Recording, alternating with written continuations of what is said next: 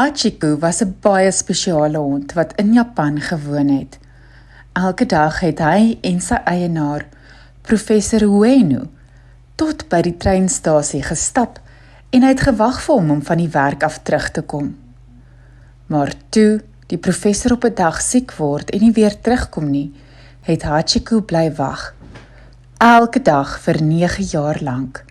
Die mense het hom liefgehad en sy getrouheid bewonder.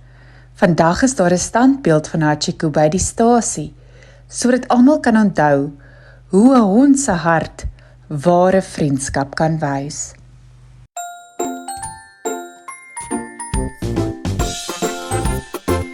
Die storie van Hachiko.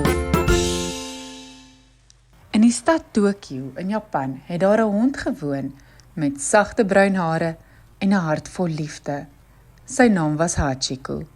En hy het elke oggend saam met sy eienaar, professor Ueno, na die treinstasie gestap.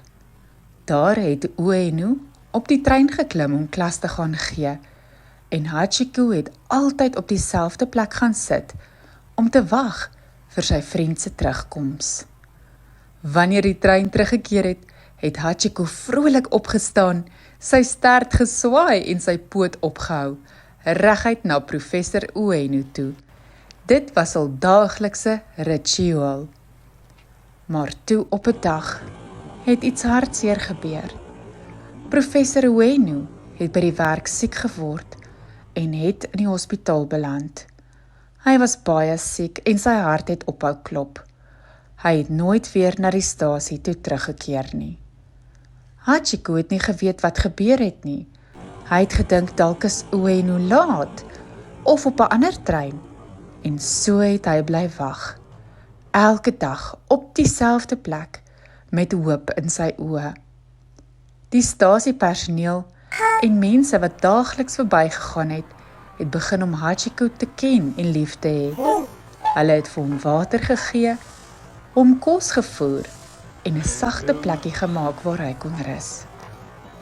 Maar Hachiko het altyd net gekyk na die trein, elke dag vir 9 jaar lank. Sy liefde het die hele stad se harte aangeraak. Mense het stories oor hom vertel en uiteindelik het hulle 'n standbeeld van Hachiko opgerig, net daar waar hy altyd gesit het, as 'n herinnering aan die krag van vriendskap en getrouheid. En vandag as kinders by die Shibuya stasie verbystap, raak hulle die beeld aan en sê, "Dankie Hachiko," en dalk, net dalk, hoor hulle 'n sagte windjie wat fluister, "Ware liefde wag en vergeet nooit."